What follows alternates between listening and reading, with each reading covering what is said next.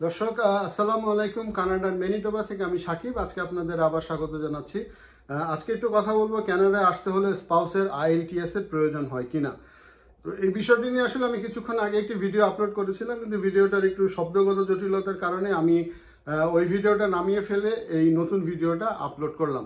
তো যেটা হচ্ছে যে স্পাউস কি, যদি একটু বড় দাগে বলি যে স্পাউস হচ্ছে আপনি যদি মেইন অ্যাপ্লিকেন্ট হন, আপনার স্বামী, আপনার স্পাউস, আপনি যদি মহিলা হন, আর আপনি যদি পুরুষ হন, পুরুষ হলে পরে আপনি যদি আপনার স্ত্রী হবে কিন্তু আপনার স্পাউস। এটা হচ্ছে একেবারে মোটা দাগে, আমি আর কোনো তাত্ত্বিক সংজ্ঞায় বা কোনো কিছুতে গেলাম না।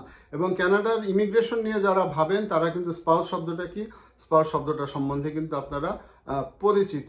তো এই গেল একটা দিক। এবার দ্বিতীয় দিকটা হচ্ছে যে কানাডায় তো আপনারা জানেন যে বিভিন্নভাবে আসা যায়, এক্সপ্রেস এন্ট্রিতে আসা যায়, কানাডায় ট্যুরিস্ট হিসাবে আসা যায়, কানাডায় প্রভিন্সিয়াল নমিনি প্রোগ্রামে আসা যায়, কানাডায় বিজনেস ইমিগ্রেশনে আসা যায়, কানাডায় পলিটিক্যাল অ্যাসাইলামের জন্য অ্যাপ্লিকেশন করা যায়, বিভিন্ন কানাডায় জব নিয়ে আসা যায়। তো বিভিন্নভাবে যেভাবেই আসেন না কেন সেক্ষেত্রে কিন্তু আপনার স্পাউসকে অধিকাংশ ক্ষেত্রেই কিন্তু নিয়ে আসা যায়।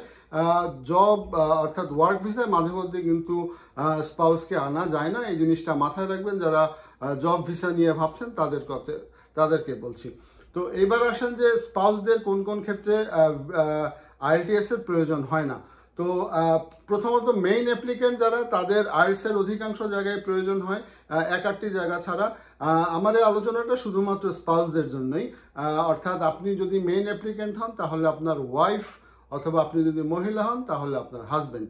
তো এবার আসেন প্রথমে এক্সপ্রেস এন্ট্রির ক্ষেত্রে। অর্থাৎ এক্সপ্রেস এন্ট্রির ক্ষেত্রে আপনার যে জিনিসটা প্রয়োজন সেটা হচ্ছে গিয়ে যে আপনার অবশ্যই আপনার এবং আপনার স্পাউসের কিন্তু আইএলটিএস এর প্রয়োজন হবে, এবং আপনাদের দুজনের আইএলটিএস এর স্কোরের কিন্তু একটি ক্যালকুলেশন ওরা করে তারপরে কিন্তু আপনাকে আপনার পয়েন্টের র্যাঙ্কিংটা করবে ওই সিস্টেমে। তো সেই ক্ষেত্রে মাথায় রাখবেন যে আপনার স্পাউসের এক্সপ্রেস এন্ট্রির ক্ষেত্রে আইএলটিএস এর প্রয়োজন রয়েছে। এবার আসেন বিভিন্ন প্রভিন্সিয়াল নমিনি প্রোগ্রাম রয়েছে। কানাডার অলমোস্ট প্রত্যেকটা প্রভিন্সেই কিন্তু প্রভিন্সিয়াল নমিনি প্রোগ্রাম রয়েছে, কিন্তু সেই প্রভিন্সিয়াল নমিনি প্রোগ্রামগুলিতে স্পাউসের কোনো আইএলটিএস এর প্রয়োজন হয় না। এবার আসেন যে যেটা হচ্ছে যে স্টুডেন্ট ভিসায় কিন্তু স্পাউস একটি অত্যন্ত গুরুত্বপূর্ণ রোল প্লে করে কানাডার ইকোনমির ক্ষেত্রে বা কানাডার ইমিগ্রেশনের ক্ষেত্রে।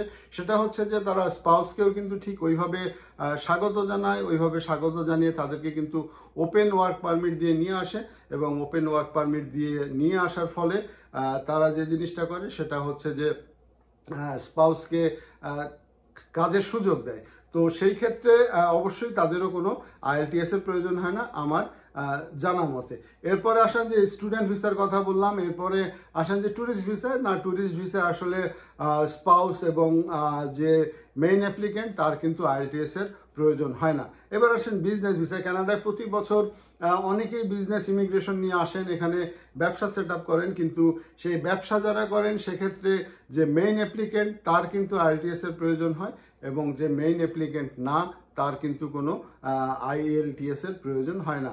আর পলিটিক্যাল অ্যাসাইলাম, অনেকেই হয়তো ট্যুরিস্ট হিসাবে আসার পরে কানাডাতে পলিটিক্যাল অ্যাসাইলাম ক্লেম করেন, কিন্তু যারা পলিটিক্যাল অ্যাসাইলাম নিয়ে কানাডাতে আসেন তাদেরকেও কিন্তু কোনো আইএলটিএস এর প্রয়োজন হয় না। শুরুতে যেটা বললাম যে জব ভিসার কথা, অর্থাৎ আপনি যদি জব নিয়ে কানাডাতে আসেন, জব নিয়ে কানাডাতে আসলে কিন্তু আপনার অধিকাংশ ক্ষেত্রে আপনি একা আসতে পারবেন, অর্থাৎ আপনার স্ত্রী আপনার সাথে কিন্তু আসতে পারবে না। অর্থাৎ আপনি যদি আপনি শুধুমাত্র যদি এক্সপ্রেস এন্ট্রিতে আসেন, শুধুমাত্র সেই ক্ষেত্রে আইএলটিএস এর প্রয়োজন রয়েছে, আর অন্যান্য ক্ষেত্রে না। আরও কিছু ছোট ছোট স্ট্রিমে কানাডাতে আসা যায়, যেমন rural and northern immigration pilot program, নর্থে কিছু প্রোগ্রাম রয়েছে, আটলান্টিক টেরিটরিতে কিছু প্রোগ্রাম রয়েছে, অর্থাৎ আটলান্টিক প্রভিন্সগুলিতে, টেরিটরি না, আটলান্টিক প্রভিন্সগুলিতে কিছু প্রোগ্রাম রয়েছে। সেইগুলির ম্যাক্সিমাম ক্ষেত্রেই কিন্তু স্পাউসের কিন্তু আইএলটিএস এর প্রয়োজন হয় না। মনে রাখবেন যে আমার এই কথাগুলি কিন্তু অবশ্যই যাচাই বাছাই করে তারপরে দেখবেন, কারণ আমি কোনো ইমিগ্রেশন কনসালটেন্ট বা আমি কোনো ইমিগ্রেশন লয়ার না। সেই ক্ষেত্রে অবশ্যই নিজেরা দেখবেন। আর দেখবেন কোথায়? দেখার একমাত্র জায়গা হচ্ছে কোনো ইউটিউব চ্যানেল না, কোনো চটকদার ফেসবুকের বিজ্ঞাপন না, এগুলি সবই দেখা যাবে কিন্তু হচ্ছে গিয়ে শুধুমাত্র কানাডার যে গভর্নমেন্টের ওয়েবসাইট রয়েছে অর্থাৎ canada.gc.ca সেই জায়গাতেই কিন্তু সমস্ত ইনফরমেশনগুলি পাবেন। আর আইএলটিএস এর ক্ষেত্রে ছোট্ট একটি কথা বলে রাখি যে কানাডাতে আসবেন, এটি একটি ইংলিশ স্পিকিং দেশ, ফ্রান্স রয়েছে কিন্তু ম্যান্ডেটরি না, সেই ইংলিশ স্পিকিং দেশে আইএলটিএস দিবেন না এই ভীতি থাকলে কিন্তু কানাডাতে আসা যাবে না, কারণ এই ভীতিটা পরবর্তী সময়ে আপনাকে ভোগাবে। কোন জায়গাটা ভোগাবে? যখন আপনি পিআর পাওয়ার পরে আপনি সিটিজেনশিপের জন্য যখন অ্যাপ্লাই করবেন, সেই সিটিজেনশিপের অ্যাপ্লাইয়ের জন্য কিন্তু ভাষাগত দক্ষতা ওরা চায়, এবং সেটা হচ্ছে যে স্পিকিং এবং লিসেনিং এর ক্ষেত্রে কিন্তু সবসময় ওরা 4 CLB চায়। সেটা অবশ্য কোনো ব্যাপার না, একটু ইংরেজি সম্বন্ধে জ্ঞান থাকলেই কিন্তু সেই 4-এর উপরে কিন্তু পাওয়া যায়। আর মনে রাখবেন যে ইমিগ্রেশন পলিসি সবসময় পরিবর্তনশীল। আমি আজকে নভেম্বরের দ্বিতীয় সপ্তাহেও 2022-এ এই ভিডিওটা করছি।